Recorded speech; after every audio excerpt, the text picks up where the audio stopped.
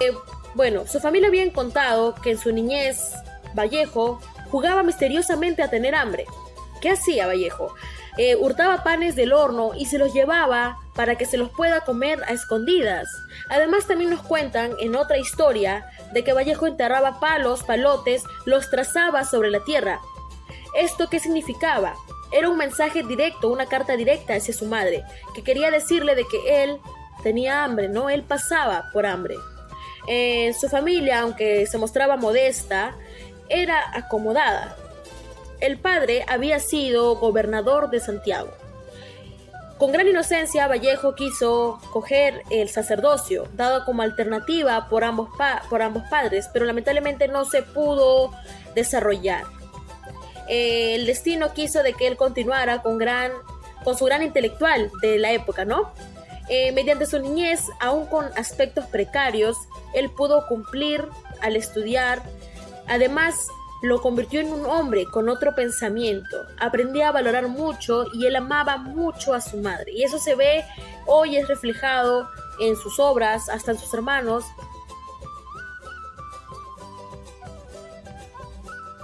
Vallejo, después de culminar sus estudios secundarios, incursionó en el mundo de la docencia. En los años 1915 empezó a dictar cursos de primer año de primaria en el Colegio Nacional de San Juan, en Trujillo. Durante el ejercicio de su profesión, tuvo como alumno a Ciro Alegría, quien años más tarde se convertiría en uno de los novelistas más reconocidos del país. Alegría manifiesta en uno de sus artículos denominados El César Vallejo que yo conocí, que cuando él tenía 7 años tuvo la dicha de tener a César Vallejo como su maestro, quien era el encargado de enseñarle materias propias del primer grado de educación primaria. Asimismo, narra que una de las características más importantes de su profesor fue incentivar a sus alumnos a contar sus propias historias, mediante relatos de su vida cotidiana, siendo el fin principal desarrollar aptitudes de observación y creación. Esta experiencia como educador le sirvió para escribir su popular cuento Paco Yunque, que narra la historia de un niño tímido teniendo como escenario principal el aula del primer grado de educación primaria.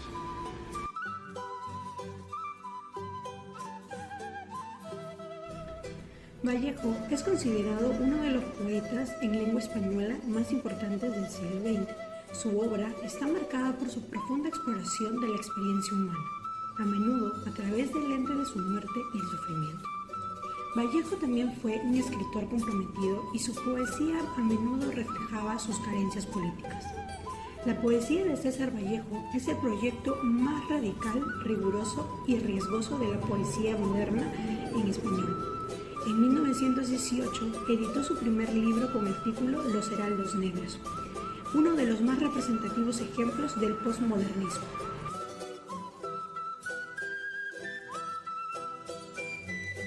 El gran poeta y escritor César Vallejo ha demostrado ser un hombre lleno de valores inculcados desde su niñez hasta su adultez, las cuales se ha visto reflejado en sus obras y poemas. Un ejemplo de ello es la solidaridad en el poema Masa. El escritor idealiza el concepto de derrotar a la muerte y a las dolencias que angustian a los humanos mediante un concepto de confraternidad verdadera, con el propósito de edificar un mundo lleno de independencia y unión.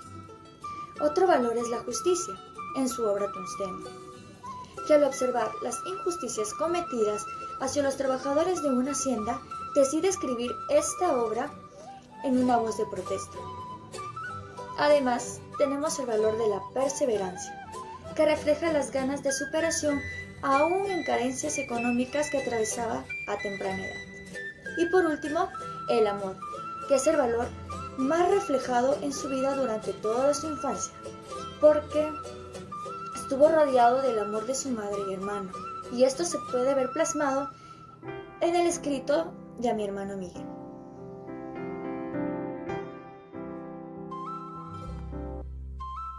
César Vallejo falleció el 15 de abril del 1938 en la clínica Boulevard Arago a los 46 años en París, a causa de una enfermedad desconocida.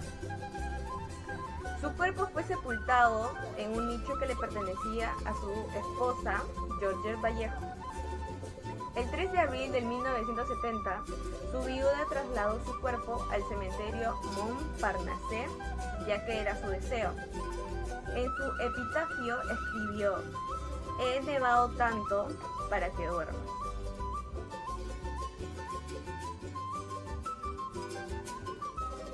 En la obra El Tusteno del poeta universal César Vallejo encontramos un alto contenido social. Nos muestra las diferencias entre las clases sociales existentes en esa época. La invasión imperialista camuflada como llegada de la modernidad y prosperidad. Asimismo, nos lleva a la reflexión contra la explotación de la clase obrera, teniendo como fin la lucha por la equidad social. En la obra Tusteno podemos percibir dos diferentes realidades en los personajes. Están los personajes que dominan y ponen sus intereses en un pedestal superior, aprovechándose de su poder y de los más pobres. Y por otra parte, los que son marginados, los que pagan las ambiciones de los demás, quienes representan la explotación y la miseria.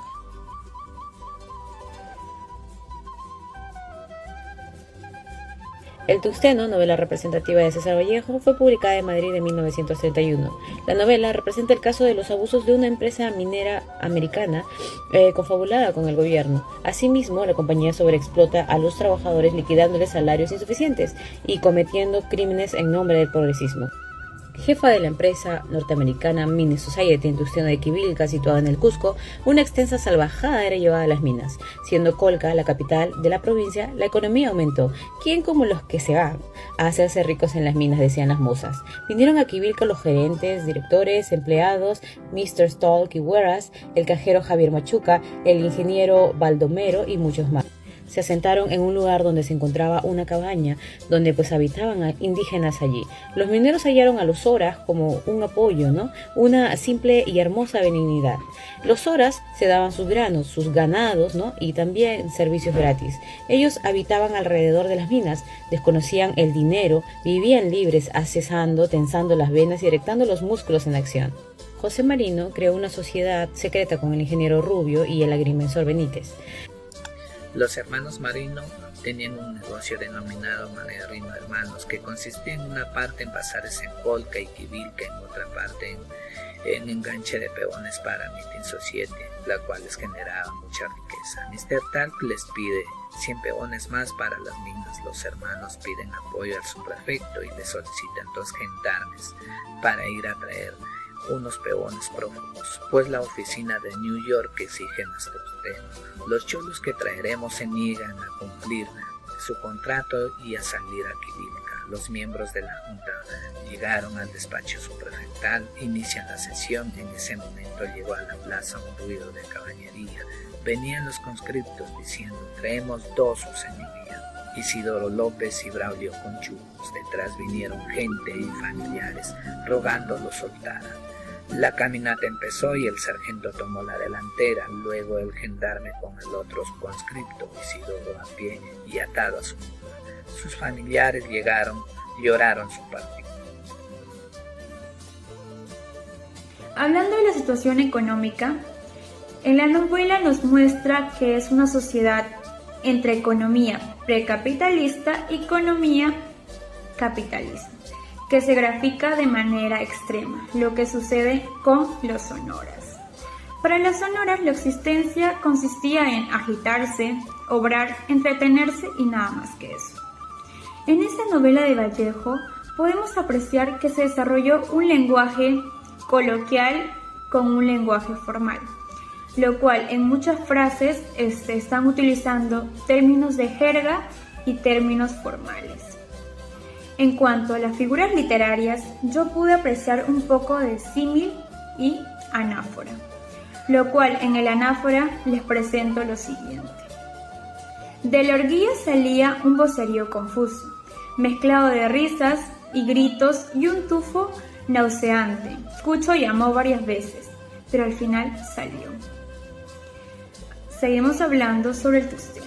Los derechos de los tuxtenos se aprecian de manera injusta, ya que los derechos están siendo violados, mostrando desigualdad, racismo y denigrando la vida de los campesinos.